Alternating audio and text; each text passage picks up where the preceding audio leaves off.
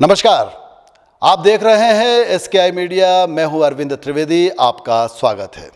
और जैसा कि हम सब जानते हैं, चुनाव का बिगुल बज चुका है। लोकतंत्र का महापर्व एक बार फिर हम सबके सामने है, जिसे हमें पूरे आनंद और उमंग और उत्साह के साथ और जिम्मेदारी के साथ सेलिब्रेट भी करना है। बात देवास की करें तो मैं आज आपको बतला दूं कि देवास में जो पद जाने वाले हैं आगामी चुनाव में, वो सभी महिलाओं को जाने वाले हैं। यदि बात करें जिला पंचायत अध्यक्ष की, तो यहाँ अनुसूचित जाति महिला। बात करें जिला पंचायत अध्यक्ष पद की, तो अनुसूचित जाति महिला के लिए आरक्षित। जनपद अध्यक्ष की अगर हम बात करें तो ओबीसी महिला के लिए आरक्षित। और यदि बात करें नगर निगम देवास की, तो ये महिला किसी भी वर्ग की आके चुनाव लड़ सकती है, इस तरह से अनारक्षित। तो महिलाओं के लिए सारे दरवाजे खुल गए हैं। और देवास की महिला शक्तियां मेरे दाएं बाएं बैठी हुई हैं। ये अपने अपने क्षेत्र की सशक्त हस्ताक्षर हैं, सदा सक्रिय हैं और एक विचार रखती हैं। यदि कोई भी मुद्दा सामने आता है तो इनका अपना विचार होता है। तो आज आप और हम देखेंगे, जानेंगे कि महिलाओं के माध्यम से जो बात सामने आती है वो कहाँ तक जाती है, कहाँ तक पहुँचती है, क्योंकि देवास की विधायक भी महिला ही है। तो मातृ शक्तियों को, नारी शक्तियों को मेरा प्रणाम एसकेआई मीडिया की ओर से। सबसे पहले मेरे बाईं ओर सबसे बुजुर्ग और जिन्होंने शासकीय क्षेत्र में एक लंबा समय निकाला है, आप अपना परिचय भी देंगी और बतलाएंगी कि कैसे समय बदला है महिलाओं को लेकर, क्योंकि आप बहुत लंबे समय तक शासकीय सेवा में रही। चुनौतियाँ क्या थी और अब क्या है? मैं सोमकला रावल, सेवानिवृत्त उप संचालक महिला बाल विकास, देवास। अभी सिविल लाइन एलआईजी में निवास करती हूँ। मैं 91 में मैंने वीआरएस लिया था। उसके बाद एक डेनमार्क के प्रोजेक्ट में मैंने काम किया और उसके बाद में यहाँ पे देवास में स्थायी निवासी हो गई। वो देवास का सन 60 से मेरा बहुत अनुभव है। मैं 60s में भी एक बार यहाँ ट्रांसफ़र होके आई थी, तब 8 साल रही थी। उसके बाद फिर 80s में आई, तब 4 साल रही। और उसके बाद रिटायर होने के बाद यहीं पे मैंने अपना निवास स्थान बनाया। मैं अपने समय से ही बताऊं कि मैंने बचपन में छठे के बाद मेरे पेरेंट्स ने मेरा स्कूल छुड़वा दिया था, बट मेरे को लगन थी। मैंने बाद में प्राइवेट सारा एजुकेशन किया, मैंने पीएससी क्लियर किया और मैं सर्विस में आई। ये पीएससी कब क्लियर किया था आपने? मैंने पीएससी किया था 67 में। सामाजिक कार्य करने में मेरी बहुत रुचि थी और मुझको सबसे चैलेंजिंग जॉब जब दिया गया आईसीडीएस का, गैस राहत में जब ये आंगनवाड़ियाँ खुली तो 792 आंगनवाड़ियाँ थी और उनमें काम करना वो इतना विस्तृत कार्यक्रम था और बहुत गड़बड़ हो गया था उसमें। तो मुझको चैलेंज के रूप में दिया गया था कि इसको आप कैसे सिस्टमाइज कर सकती हैं। खैर मेहनत लगी, सबका सहयोग भी मिला और मैंने उसको करके दिखाया। ऐसी महिला जिसने ये पूरा जमाना देख लिया हो, बहुत सारे उतार चढ़ाव देखे, बहुत सारी बातें देखी, अब बताइए कि वर्तमान परिप्रेक्ष्य में महिलाओं को कैसा महापौर चाहिए, कैसा लीडर होना चाहिए? अगर आप महापौर हो तो फिर आप क्या कर डालोगे? एक तो अच्छी ओरेटर हो, बोलने वाली अच्छी हो, समस्याओं का निदान कर सके समय के साथ में और लोगों के मन तक पहुंच सके, उनकी बात सुने।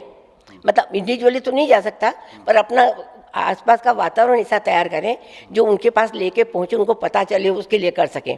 तो सामाजिक रूप से, आर्थिक रूप से, तो ये जो सरकार की योजनाएं हैं, क्योंकि अभी भी लोगों को बहुत सी चीज़ों के बारे में नहीं मालूम है। बहुत सी चीज़ों के बारे में यदि पेपर ना पढ़ूँ तो मुझको भी ना मालूम हो, न्यूज़ ना देखूँ तो मुझको भी नहीं मालूम हो। तो ये सारी चीज़ें, अच्छा लोग समझते भी तो गलत परिप्रेक्ष्य में समझते हैं, उसको सही से समझते नहीं हैं। तो ये सारी चीज़ें जो हमारा जो महिला महापौर जो भी हो, वो कम से कम ये हो कि उसके पास जो भी शक्ति हो, नारी शक्ति जो भी है या जो भी उनका ग्रुप हो, वो ऐसा एक्टिव हो कि सारी चीज़ों को समझे और जन जन तक हमारी सारी योजनाओं को पहुँचाए। और ये जो करप्शन का एक बहुत बड़ा कीड़ा जो हमारे सिस्टम में घुसा हुआ है, इससे हम कैसे निजात पा सकते हैं? भाई 100% तो नहीं पा सकते, मगर जितनी भी हम पा सकते हैं उसके लिए हम कोशिश लड़ते हुए तो दिखें। आप अपना परिचय भी दीजिए और बताइए क्या कर रही हैं। और प्रश्न मेरा यही है कि कैसा होना चाहिए महिला महापौर, क्या क्वालिटी होना चाहिए? मैं सीमा यादव सोशल वर्कर हूँ, 1974 से देवास में हूँ, एक्टिवली काम कर रही हूँ। यादव लड़कियों को पहले मौके कम मिला करते थे। मैं बहुत लकी हूँ कि मुझे मौका मिला है और देवास मेरा अपना शहर है। इस शहर के लिए मुझे कभी भी कुछ भी करना पड़ा है तो मैं कभी पीछे नहीं हटी हूँ। और समर्थ सामाजिक सेवा संस्था एक NGO चलाती हूँ, नवजागृति के नाम से एक कोऑपरेटिव रन करती हूँ और एक इंडस्ट्री प्लान कर रही हूँ।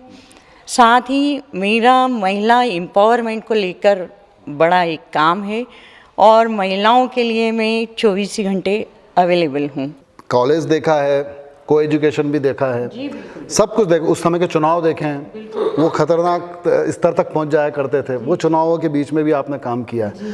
तो एक महिला उस समय भी काम करती थी सामाजिक क्षेत्र में, तो वो किस तरह से क्या क्या ये ऐसा था क्या जैसा पुरुष बोले वैसे ही करना है, जैसा उन्होंने समझा दिया वैसे ही करना है, अपना कोई डिसीजन नहीं है, सामने वाला का डिसीजन फॉलो करना है? बिल्कुल, मैंने बहुत नज़दीकी से देखा है कि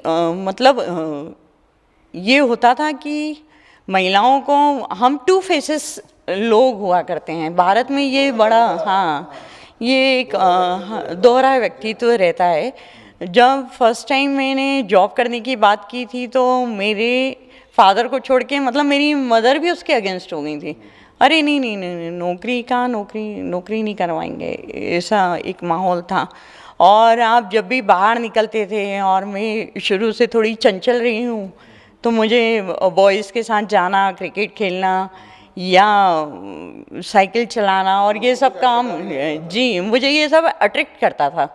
तो मैं ये सब काम करती थी। तो जो हमारे आसपास में बहुत कम ही घर हुआ करते थे, लेकिन उनको यही लगता था और वो हमारे पापा को यही बोलते थे, यादव साहब आपने गुड्डी को बहुत छूट दे रखी है। देखिए, भारत का ये हम लोगों को कहना चाहिए कि बैड लक रहा है राजनीतिक मामले में। यहाँ पर जो परिदृश्य है वो बहुत स्वस्थ और सुंदर परिदृश्य नहीं है। एक फिल्म इंडस्ट्री और एक पॉलिटिकल इंडस्ट्री ऐसी जगह है कि जहाँ पर महिलाओं को उतना सम्मानजनक स्थिति से आज भी नहीं देखा जाता। और दूसरी बात ये है कि जितनी भी महिलाएं आती हैं इस क्षेत्र में, तो वो या तो आर्थिक एक सुदृढ़ पितृसत्ता के तहत ही इंट्रोड्यूस होती है।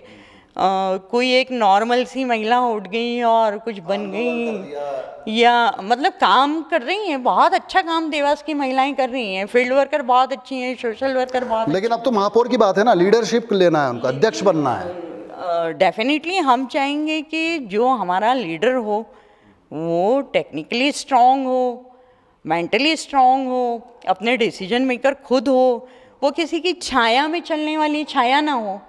और बहुत ऐसा इतने स्कीम्स हैं, इतना नॉलेजेबल पर्सन की यहाँ ज़रूरत है।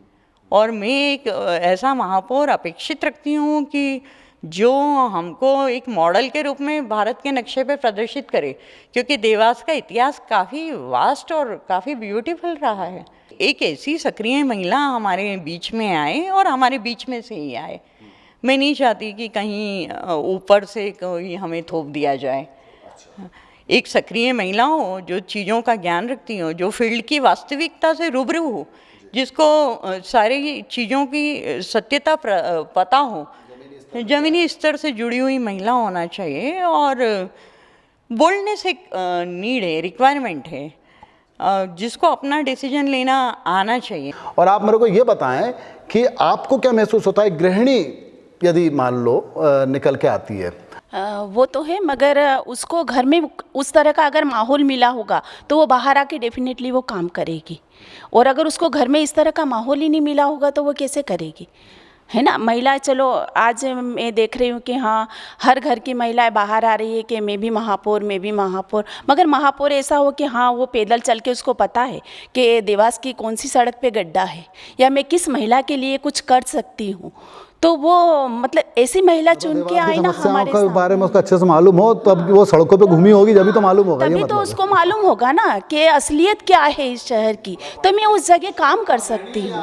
मैं गृहिणी हूँ और मेरी खुद की अपनी शॉप है, राजेश्वरी ज्वेलर्स के नाम से मेरी खुद की शॉप है। मैं खुद ही अपनी शॉप प्रोप्राइटर में शकुंतला सोनी हूँ। मेरे पति नर्मदा झाबुआ ग्रामीण बैंक में ऑफिसर है हाटपिपलिया में, कि हम महापौर। तो भाई आप में वो काबिलियत तो हो, अगर ये पूछ लें उनसे कि नगर निगम और नगर पालिका का अर्थ ही आप बता दें, तो ऐसी महिला हो कि मतलब हाँ वो सारी चीज़ें बता सकती है हमको, तो वो अधिकारी है। अगर उसको किसी चीज़ का पता ही नहीं है, जैसे योजनाएं कुछ भी हुई तो हमको ही नहीं मालूम है ना कि कौन सी योजना कहाँ आई, उसको ही नहीं पता होगा। या आधी रात में मैं महिला हूँ, मेरे साथ कोई भी प्रॉब्लम हुई तो क्या मैं उनको फ़ोन लगाऊंगी तो वो उसी समय में आएगी?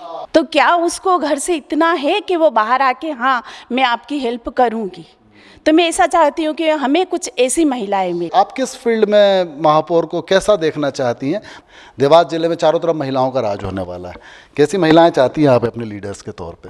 मैं श्रीमती सुमन राजेंद्र मुंदड़ा, और मैंने सन 1978 में शासकीय महाविद्यालय रतलाम से एमकॉम किया है। मैं अखिल भारतीय मारवाड़ी महिला सम्मेलन की आज वर्तमान राष्ट्रीय उपाध्यक्ष हूँ। तो आप मुझे बताइए कि अगर आप महापौर होंगे तो क्या करेंगे? मैं महापौर होती तो सबसे पहले तो मैं आपको तो क्या करेंगे? मैं यही बता रही हूँ कि मैं अपने दायित्व को पूरा अच्छे से संभालती, क्योंकि ये चीज़ प्रभु के द्वारा प्राप्त होती है, ये अपने द्वारा प्राप्त नहीं होती, ये प्रभु के द्वारा प्राप्त होती है और सबके सहयोग से ही मिलती है। सभी जने देखते हैं कि भैया कैसा महापौर होना चाहिए, उसमें क्या क्वालिटी होनी चाहिए। अगर उसमें क्वालिटी नहीं होगी तो वो कहाँ से अपना है ना तो वो पद संभाल सकेगी, तो क्वालिटी पे है ना तो वो। तो मैं अगर महापौर होती तो मैं अपने दायित्व को पूरा अच्छे से करती। दूसरा, मैं जनता की बातों को सुनती, उनका निवारण करती और तुरंत अपना निर्णय देती। मैं अगर महापौर होती तो पावर मैं शासन से जुड़ी रहती, मैं अपडेट रहती। मुझे टेक्नोलॉजी, नई जो टेक्नोलॉजी जो आज आ रही है वर्तमान युग में, उसे पूरा समझने का, अगर मुझे नहीं भी आया तो मैं उसे समझने का पूरा प्रयास करती। मैं ये सोचती कि दूसरे जो बड़े शहर हैं, वो बड़े शहर से मेरा शहर कैसा सुंदर बने, बड़े शहर जैसा कैसा सुंदर बने, मैं उसका करने का प्रयास करती। उस शहर को भी, मेरे शहर को भी उस शहर जैसा बनाने का प्रयास करती। वह परिवार से जुड़ा हुआ रहना चाहिए, संस्था से जुड़ा हुआ रहना चाहिए, समाज से जुड़ा हुआ रहना चाहिए, क्योंकि इन चीज़ों से जुड़ा हुआ रहेगा जब भी तो उसे अनुभव प्राप्त होगा, नहीं तो वो कैसे अनुभव प्राप्त करेगा अपना। ये वाली बात। दूसरा है ना, अपने को अपडेट रखना चाहिए। आज का जो युग चल रहा है, पहले का समय और अभी के समय में बहुत परिवर्तन आ गया है।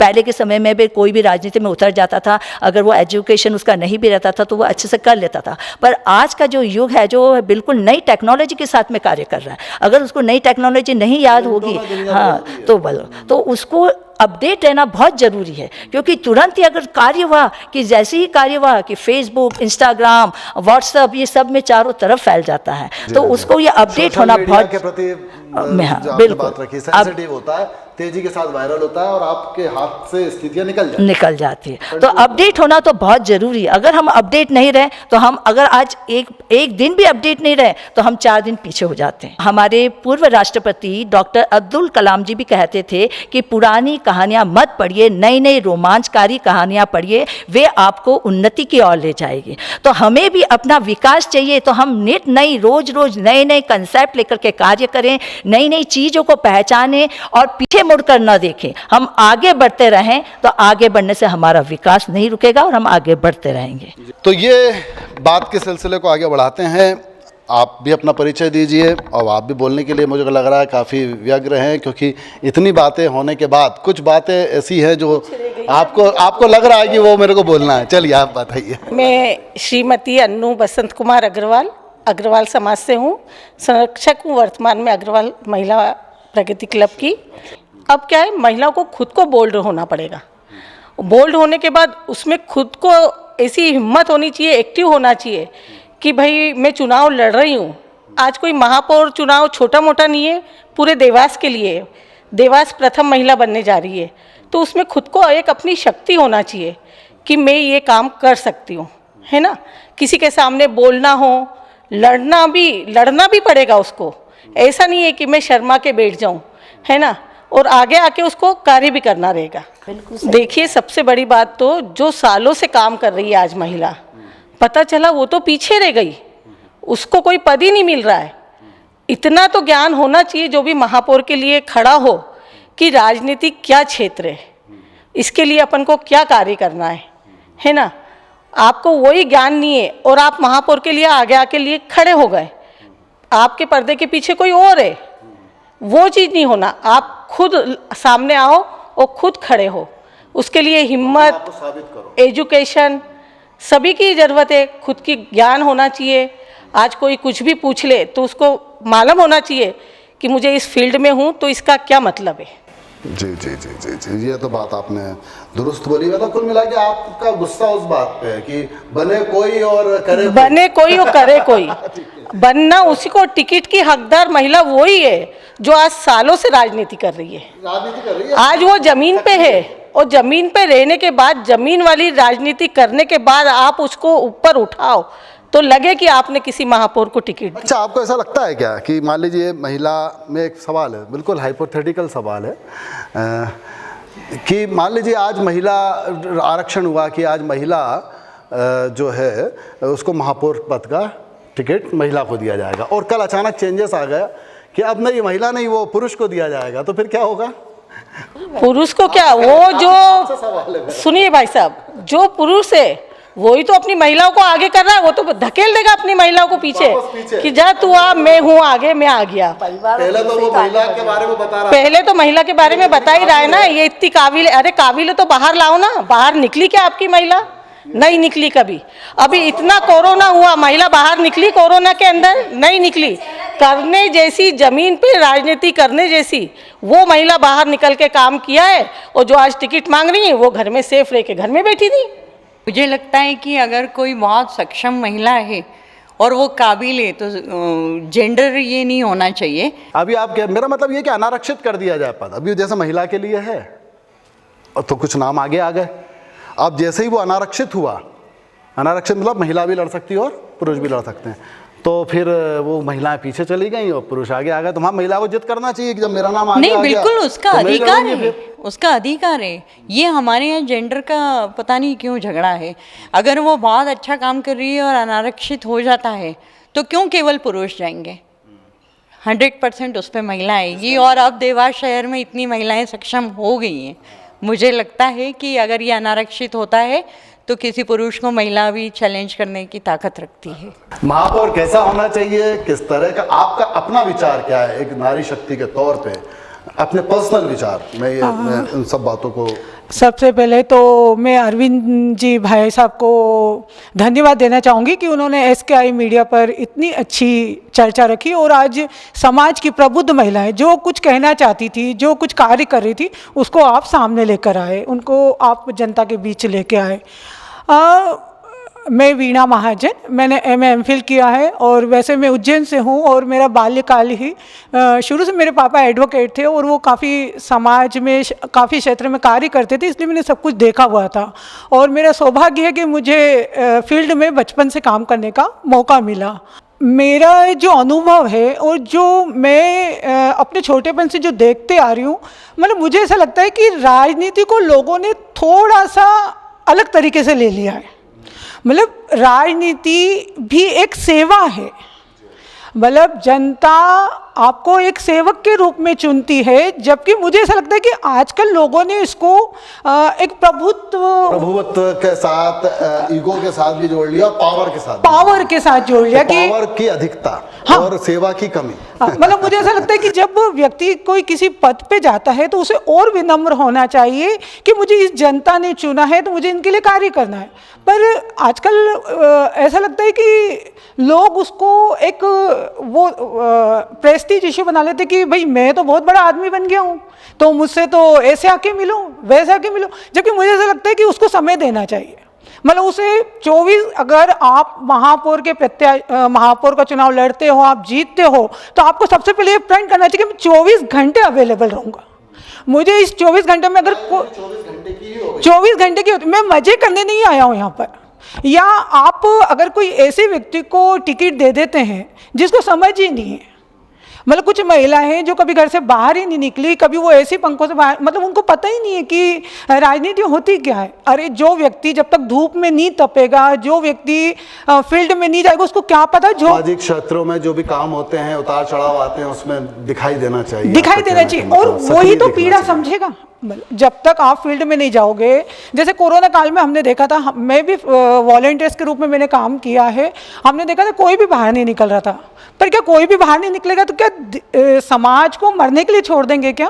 तो लीडर्स तो उसी के लीडर्स आपको चुना किस लिए था? आप भाई सेना सरहद पे है ताकि हम चैन से सो सके, हम चैन से सो तो सके। वो सेना को सरहद पे रहना पड़ता है।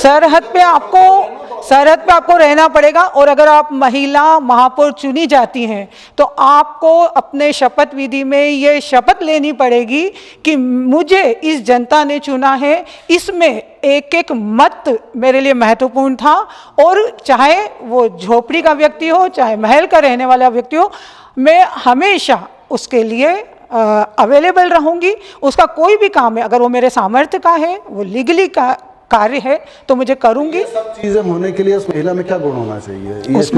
उसमें गुण ये होना चाहिए कि सबसे, अगर महापौर के लिए खड़ी होती है और भाषण देती है तो उसको कौन सी 2-3 बातें बताना चाहिए पड़ेगी कि ये मेरे अंदर है, इसलिए मुझे वोट दो? तो वो तभी बता पाएगी ना जब वो अगर फील्ड में काम कर रही है। मतलब वो व्यक्ति जब अनुभवी होगा, चाहे वो कोई सामाजिक क्षेत्र से जुड़ी हो, चाहे वो किसी भी संगठन से जुड़ी हो, कोई भी फील्ड वर्क कर रही हो, जब वो इन सब चीज़ों को महसूस नहीं करेगी तो फील्ड वर्क कर ही नहीं, तो वो क्या, वो किसी की पीड़ा, मतलब आज भी मैं देखती हूँ कि कुछ महिलाएं ऐसी हैं जो बन गई हैं पर कभी भी उनके चेहरे दिखाई नहीं देते हैं। मतलब वो नदारद रहती हैं, बस पुरुष ही उनका सारा कार्य संभालते हैं। साइन करने के लिए वो अपनी बीवी को उस समय बुला लेते हैं, और कई बार मैंने तो पुरुष के मुंह से ये भी सुना, अरे वो क्या करेगी आके, मैं हूँ ना। मतलब बड़े दुख की बात है कि 2022 में हो रहा है। हाँ मतलब ये बात अपन करें, मोबाइल का ये दौर है, हम हाँ ये 2022 में आप बात कर रही हैं कि मैं हूँ ना, तुमको क्या करना है? तुमको क्या करना? तो फिर महिला महिला को बोलना आना चाहिए, तुम कौन? मतलब मुझे तो ये है कि अपनी बात अधिकार, अगर आप महापौर चुनी जाती हैं तो सबसे पहले जब हम एक कलेक्टर, कमिश्नर, एक पटवारी की भी जब हम उसका चुनाव करते हैं, क्योंकि उसे बहुत सारे कार्य करना होते हैं, तो उसको एक कड़ी परीक्षा से गुजरना होता है, उसे स्टेप बाय स्टेप ट्रेनिंग दी जाती है, तो नेता इतनी आसानी से कैसे चुन लेते हैं हम? तो मैं यही चाहूँगी कि जो भी महापौर चुना जाए और जो भी महिला प्रत्याशी अपना अपना प्रयास कर रही है, तो पार्टी, कोई भी पार्टी हो, उसे इन सब चीज़ों को ध्यान में रखना चाहिए। और क्योंकि आज का समय वो पुराना समय नहीं है कि लोग थोपे हुए प्रत्याशियों को स्वीकार कर लेंगे। मतलब वो अपना कुछ विज़न बता पाए, वो अपना रीज़न बता पाए, मुझे क्यों चुनना चाहिए, जनता के बीच में बुलंदगी के साथ ताल ठोक के कह सके, और उसको ये कह सके कि मैं महिला हूँ, खुद मुख्तार हूँ, स्वाभिमानी हूँ, और मैं महिला हूँ तो ये करके दिखा सकती हूँ, चामुंडा की नगरी को सजा सकती हूँ, संवार सकती हूँ, और उसके लिए मेरे अपने निर्णय होंगे। नहीं, सबके सुनूंगी, लेकिन निर्णय मेरा होगा, क्योंकि जनता ने मुझे चुना है। पावर स्ट्रॉन्ग होना चाहिए। और लेकिन कई बार ऐसा भी, अभी तो ऐसा लग रहा है कि जनता निश्चित तौर पर महिला को उसी रूप में देखना चाहती है जो उसका एक शक्तिशाली रूप हो, निश्चित तौर पे। और मैंने आज ये इसलिए बात नहीं की कि पुरुष क्या है, पीड़ित क्या है, मैं तो ये मान के चल रहा हूँ आप सब सक्षम हैं, और आपको सक्षम समाज बनाने के लिए महिलाओं को सक्षम बनाना है, हम सबको मिल के, तो हम आगे की बातें करेंगे, पीछे की बात हम नहीं करना चाहते। तो कुल मिला के SKI मीडिया पे ये सार्थक चर्चा, सभी महिलाओं ने अपने अपने विचार यहाँ दिए, महिला शक्ति ने निश्चित तौर पर समाज में जब ये जाएंगी तो अन्य जो महिलाएं इनके संपर्क में आएंगी वो सभी वर्गों की होंगी, गरीब वर्ग की भी होंगी, और कई ये भी पूछेंगी कि मैं क्या करूं, मुझे क्या करना चाहिए, तो ये सब मिलके उचित सलाह उनको दे सकेंगी, उनसे ले सकेंगी, और एक अच्छा माहौल शहर में बना सकेंगी, और एक सही कैंडिडेट महिला महापौर के तौर पर वो चुन सकेंगी। बहुत बहुत धन्यवाद आप सबका SKI मीडिया की ओर से।